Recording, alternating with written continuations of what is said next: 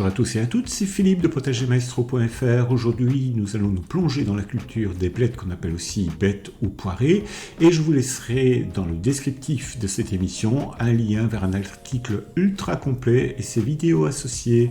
Bonne émission à tous.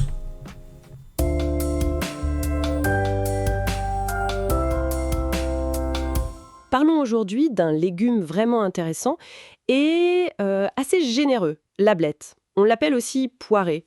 Oui, c'est ça. C'est une plante étonnante, je trouve. On a les côtes, les cardes, bien charnues, et puis les feuilles, toutes tendres. Presque 2 légumes en un. Tout à fait. C'est pratique, ça. Et on peut la cultiver partout, au potager, sur un balcon. Oui, elle est assez adaptable. Elle est de la même famille que la betterave, d'ailleurs, et l'épinard. Ah, d'accord. Et un de ses gros avantages, c'est sa rusticité.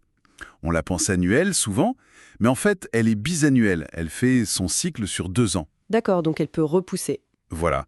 Et sa culture elle est plutôt simple, donc c'est bien pour les débutants, quoi. Elle résiste pas mal aux maladies, aux bestioles, Ah oui, et même au froid. Jusqu'à -8 degrés si on la couvre un peu. c'est bon à savoir, ça. Et on a le choix, j'ai vu. Il y a des variétés avec des cardes de toutes les couleurs. Blanches, rouges, jaunes. Oui, et c'est très joli d'ailleurs. Et parfois, elles ont un goût un peu plus marqué. Et puis, il y a les variétés à couper, où là, on cherche surtout les feuilles, un peu comme des épinards. Oui. Bon, alors comment on fait pour en avoir de belles blettes? J'imagine que ça commence par le sol, comme souvent. Exactement, la base. Alors, la blette, elle aime un sol qui reste frais, mais attention, bien drainé aussi. Faut pas que l'eau stagne. Frais et drainé, d'accord. Profond, si possible, et surtout riche. Très riche en matière organique. C'est ça qui va la nourrir. Donc du compost. Du fumier. Oui, un bon compost maison ou un fumier bien décomposé qu'on met à l'automne avant de bêcher. C'est parfait. Et le pH, l'acidité du sol, ça compte? Oui, c'est mieux quand c'est assez neutre. L'idéal, c'est entre 6,5 et 7,5. Ok. Si le sol est vraiment acide, on peut mettre un tout petit peu de chaud. Mais il faut y aller doucement. Donc, on prépare bien la terre, on bêche sur, disons, 25-30 cm, on met le compost, à peu près 30 litres pour 10 mètres carrés, quoi.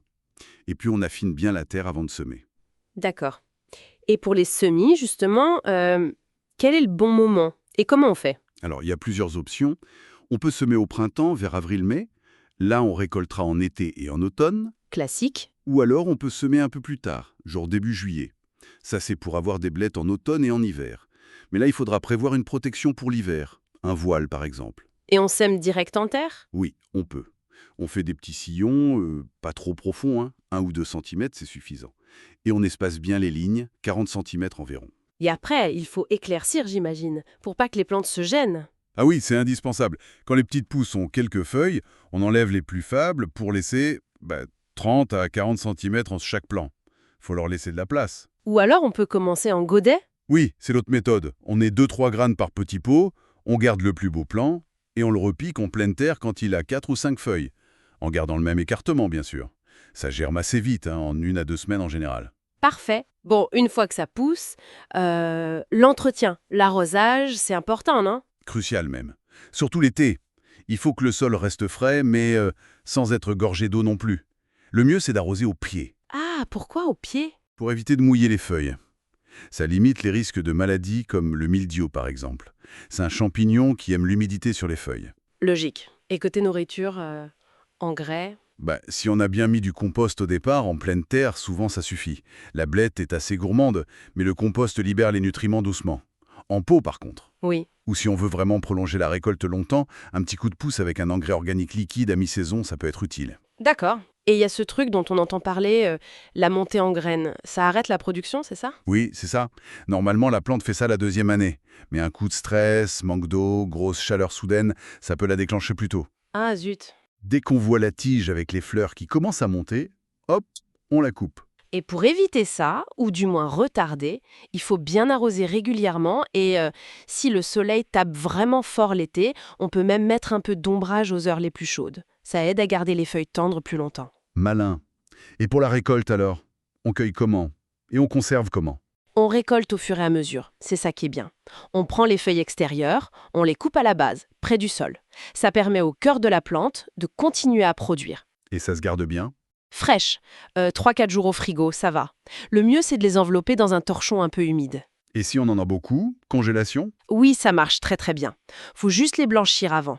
2 minutes dans l'eau bouillante salée, on refroidit vite dans l'eau glacée, on égoutte bien, et hop, au congélateur. D'accord. Un petit conseil. Séparer les côtes et les feuilles avant de congeler. C'est mieux. Elles n'ont pas le même temps de cuisson après. Et comme ça se garde facile un nom. Super pratique. Bon, mais comme toutes les bonnes choses au potager, j'imagine qu'il y a des ennemis. Limaces, pucerons. Ah oui, forcément. Les jeunes pousses, c'est un régal pour les limaces et les escargots. Alors là, barrière de cendres, coquilles d'œufs écrasées, les pièges à bière, ça aide. Les classiques. Voilà. Et attirer les hérissons et les carabes, c'est encore mieux. Pour les pucerons, on peut planter des œillets d'Inde à côté, ça les repousse un peu. Ou attirer les coccinelles. Et si vraiment il y en a trop, une pulvérisation d'eau avec du savon noir. Des solutions naturelles donc. Entre les plants, l'arrosage au pied, comme on disait, et puis faire tourner les cultures d'une année sur l'autre. Donc en résumé, la blette, c'est quand même un excellent choix, non? Facile, généreuse, nutritive, on peut la mettre partout. Oui, tout à fait. C'est vraiment une plante intéressante pour ça. Sa robustesse, sa productivité. Avec quelques gestes simples, on a des récoltes pendant des mois. C'est très satisfaisant. Clairement, ça donne envie de lui faire une belle place. Et ça fait réfléchir, en fait, cette facilité, cette adaptabilité de la blette. Est-ce qu'il n'y aurait pas d'autres légumes un peu oubliés, comme ça, aussi costauds, qui mériteraient de revenir dans nos jardins, même les plus petits? C'est une excellente question. Il y a sans doute des pistes à explorer de ce côté-là, oui.